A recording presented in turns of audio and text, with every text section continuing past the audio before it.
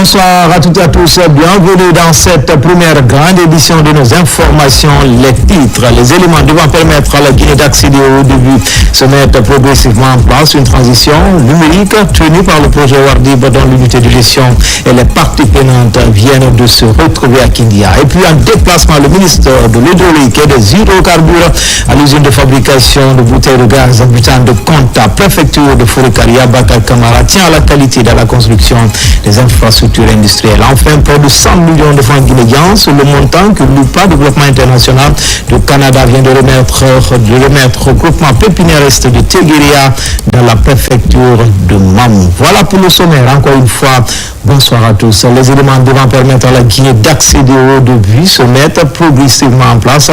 Une transition numérique tenue par le projet Wardib dont l'unité de gestion et les parties prenantes viennent de se retrouver à Kindia. Il s'agit d'établir le bilan des activités de cette année, élaborer un plan de travail, mais aussi débattre du budget annuel 2026. Nous Diaguité.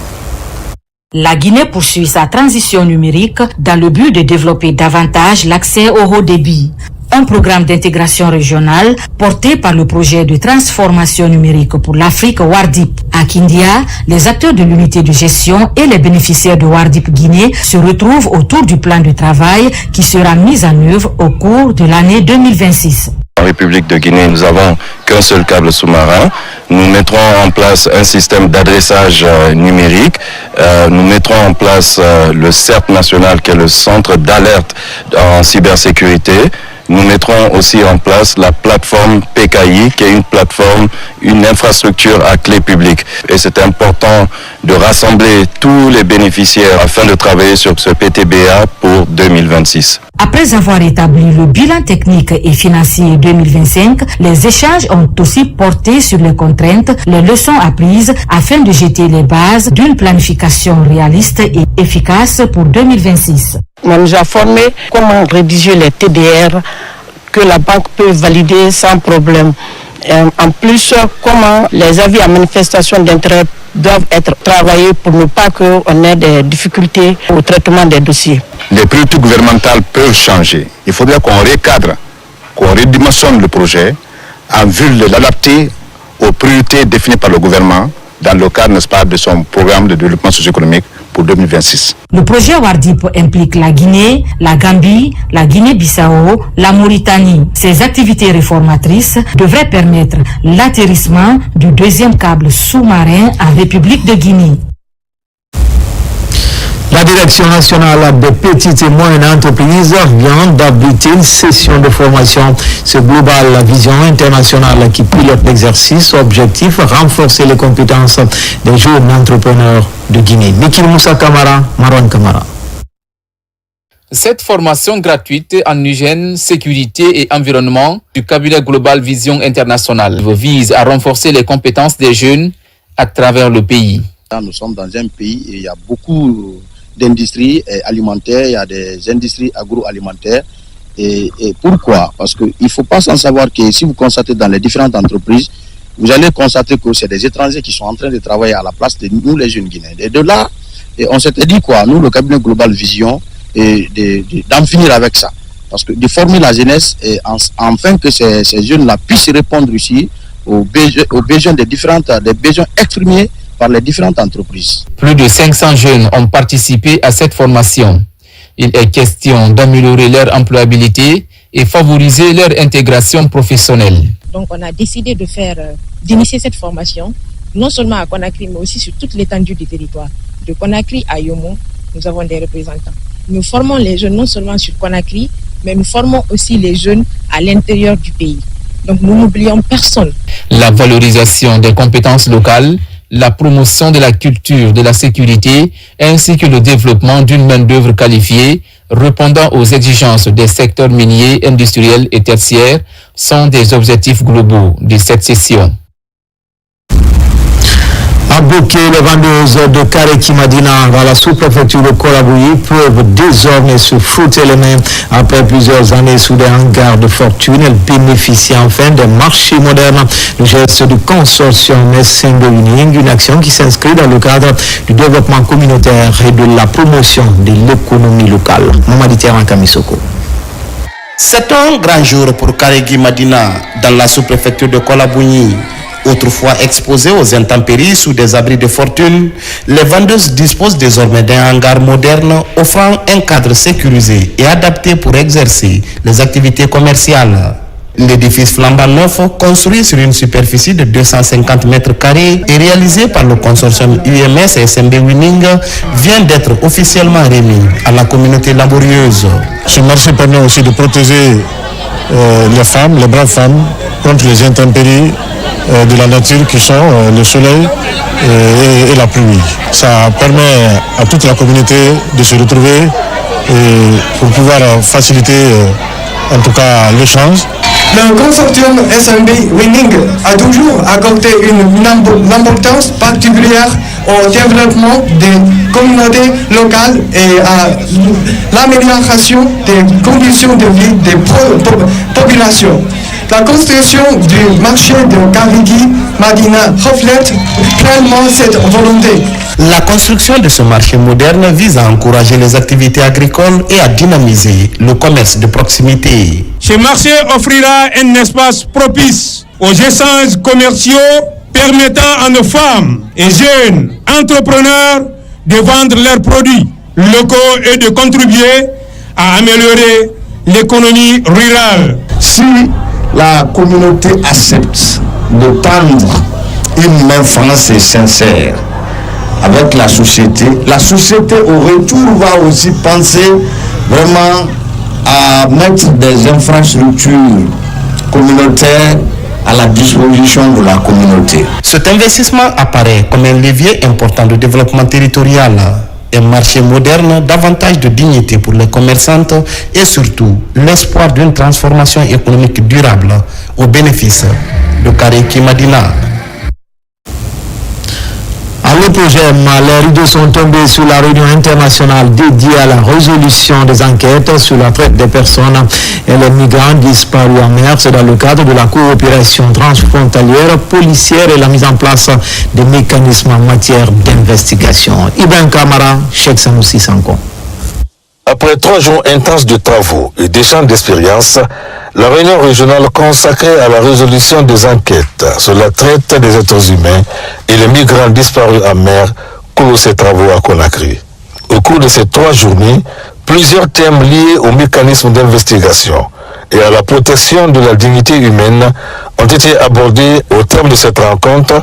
Des recommandations ont été formulées auprès des décideurs afin de mettre en pratique les nouvelles connaissances acquises lors de cette formation. Nous adoptons la présente déclaration de Conakry et convenons de renforcer la coopération opérationnelle et judiciaire, mettre en place les équipes conjointes d'enquête pour les affaires transfrontalières, harmoniser les procédures d'échange d'informations entre forces de sécurité, magistrats et services de renseignement. Nous engageons à renforcer la coopération transfrontalière, à partager les données sur la traite des êtres humains et des migrants disparus en mer, à faciliter l'accès aux outils d'Interpol et à soutenir la mise en place d'un mécanisme régional de réponse coordonnée. Les participants ont chaleureusement remercié les initiateurs, tout en assurant que les enseignements pertinents tirés de cette réunion renforceront davantage l'efficacité de l'exercice de leur mission.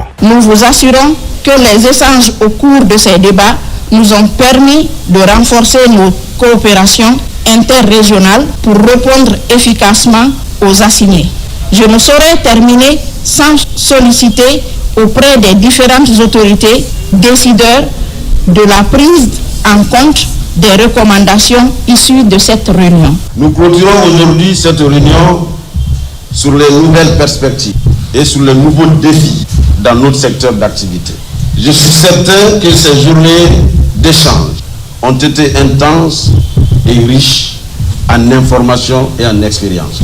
Désormais, cette coopération transfrontalière entre la Guinée et les pays frères pourrait contribuer à la résolution de nombreux défis liés à la traite des êtres humains. À Kiridia, les enfants connaissent bien ce jour où l'espoir franchit la porte de l'orphelinat depuis 12 ans. Martini Humanitaire revient le cœur en avant pour déposer une enveloppe, celle qui permet aux enfants, aux orphelins de continuer l'école de rêver, de croire au meilleur lendemain, un geste qui chaque année ravive des vies. Son enseignant. À l'orphelinat Kiridia à Matoto, la visite de Martini Humanitaire est devenue un rendez-vous attendu. Depuis 12 ans, l'association revient sans relâche pour émettre une enveloppe destinée à couvrir les frais de scolarité des orphelins. Chaque année, il se fait comme objectif de ramasser l'argent pour pouvoir faire la scolarisation des enfants de Madame Marie de l'orphelinat Kiridia de Matoto.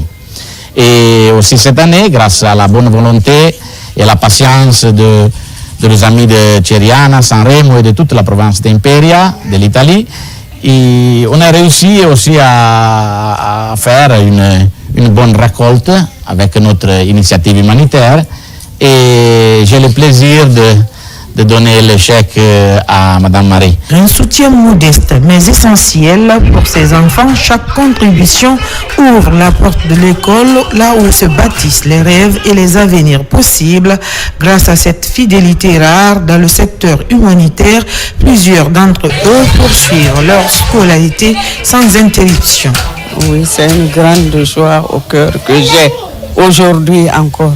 Chaque année, depuis 2012, Monsieur Martini est là avec un chèque. Il nous accompagne pour la scolarité et même pour d'autres choses. L'accompagnement n'est pas financier seulement. Il nous accompagne moralement et matériellement.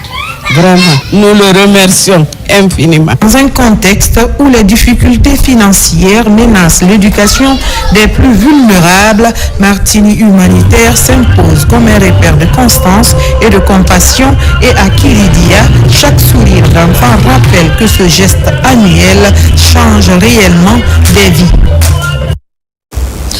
Accélérer la construction d'infrastructures industrielles de qualité, c'est la mission assignée au ministère de l'Hydraulique et des Hydrocarbures. Abakar Kamara était à l'usine de fabrication de bouteilles de gaz butane de Konta. C'est dans la préfecture de Fouré-Karia. Les détails avec Mariam Kamara. D'une capacité d'1 million de bouteilles par an, cette usine vise à renforcer l'autonomie énergétique de la Guinée, tout en favorisant l'industrialisation et la transition écologique.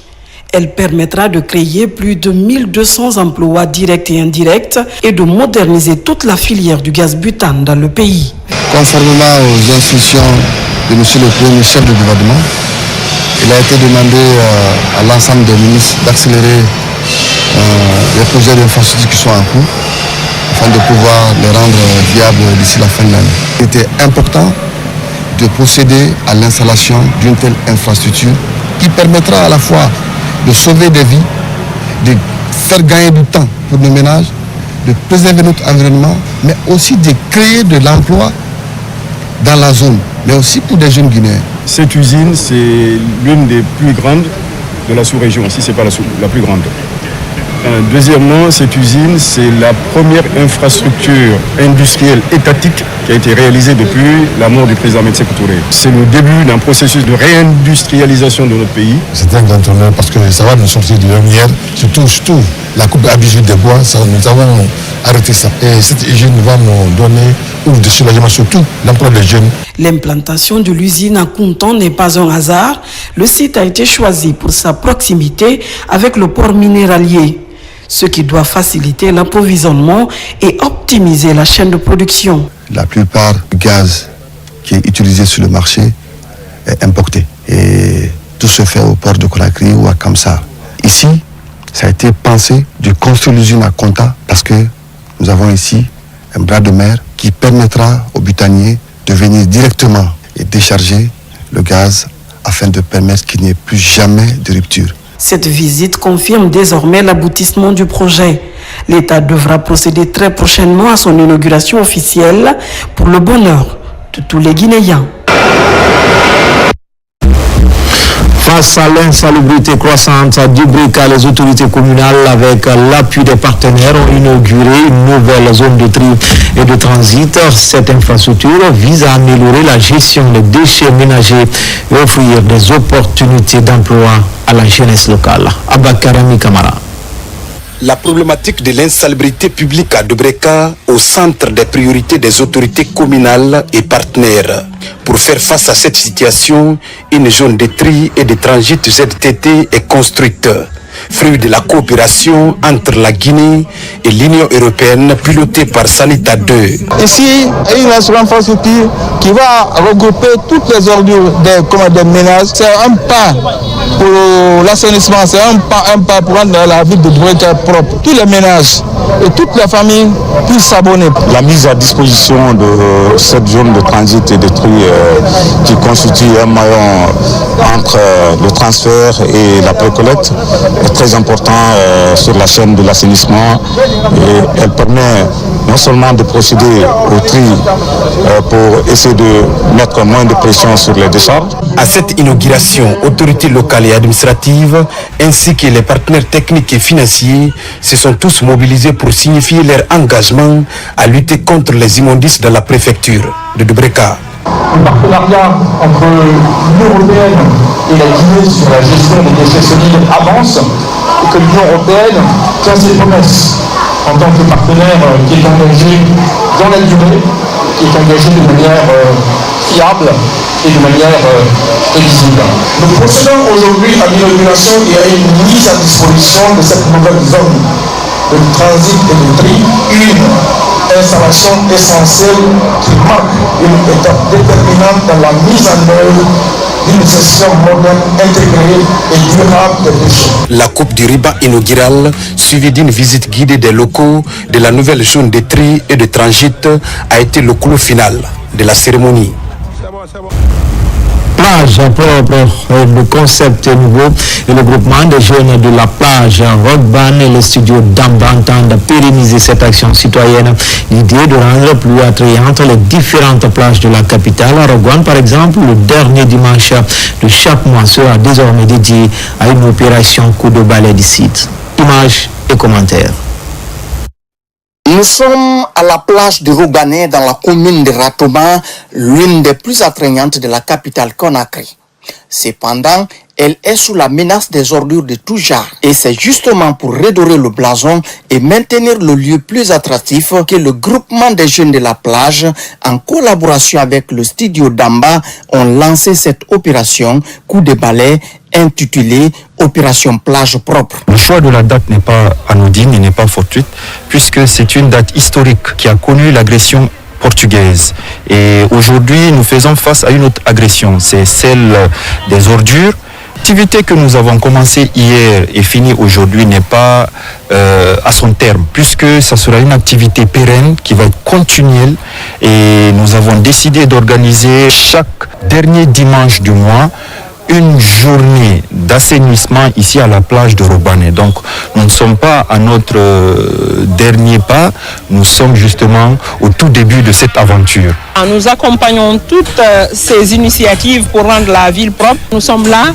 Chaque fois que vous avez besoin de nous, nous serons là matin, midi, soir. En dépit de cet assainissement, les riverains ont été sensibilisés en vue de maintenir l'endroit propre. Aux côtés des initiateurs dans ces combats, des universitaires et certaines ONG œuvrant dans le domaine de l'insalubrité. Aujourd'hui, on s'inscrit dans une dynamique impulsée par mobiliser engagement citoyen et notamment nos jeunes, nos étudiants, l'opération Plage Propre de Case Academy qui vient s'engager à ses côtés pour nettoyer la plage. Nous devons nous donner les mains pour prendre soin de nos plages parce que nous ne pouvons pas venir dans un endroit sale et puis accueillir des personnes. Par le biais de cette action, le groupement des jeunes de la plage et le studio Damba montrent un sens élevé de citoyenneté. Plusieurs autres espaces pourraient être touchés très prochainement à travers cette action citoyenne.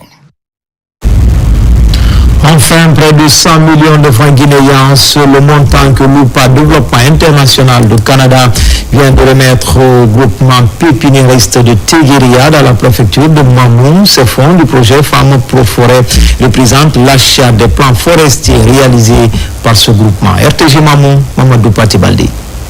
À la traversée difficile du bac de Bolaroya sur le fleuve Baping, Tegueria. Dans cette localité évolue l'une des plus grandes pépinières situées dans le parc national de Moyen-Bafing. Grâce à l'ONG PADI, les membres de ce groupement viennent d'être récompensés suite à la vente de 38 000 plants forestiers réalisés dans cette localité. À Tegueria, c'est une zone où il faut reboiser. Nous avons donc mis en place une pépinière communautaire qui a permis à 25 personnes, donc 15 femmes, de travailler sur ces pépinières et ils ont produit des plants. Et donc nous avons aujourd'hui, c'est une cérémonie de remise des fonds justement à ces communautés-là qui ont produit des plants pour leur permettre non seulement de pouvoir continuer de produire. Financé par le gouvernement canadien à travers Affaires mondiales Canada, le montant remis est estimé à environ 100 millions de francs guinéens. Il va servir à rémunérer les pépiniéristes à hauteur de 50%, tandis que 30% seront réinvestis dans l'augmentation de la production et les 20% orientés dans les actions de développement communautaire de la localité. Grâce au projet Femmes Pro Forêt, nous avons appris comment faire des pépinières. Nous les remercions pour cet accompagnement matériel et financier. Le premier conseil que je vais donner, c'est d'abord d'interdire totalement les feux de brousse. Entretenir ce qui est mis à notre disposition. Et garder encore le couvert forestier. Réalisé dans le cadre de la mise en œuvre du projet Femmes Pro Forêt, il vise à l'adaptation du changement climatique dans le parc national de Moyen-Bafing en faveur des femmes et de leurs familles. C'était tout pour les infos. Prochain rendez-vous, c'est à 17h et à 19h dans Guinée Actu. L'actualité se poursuit également sur le www.rtgguinée.info. Excellente journée à toutes et à tous. À tout à l'heure, Inch'Allah.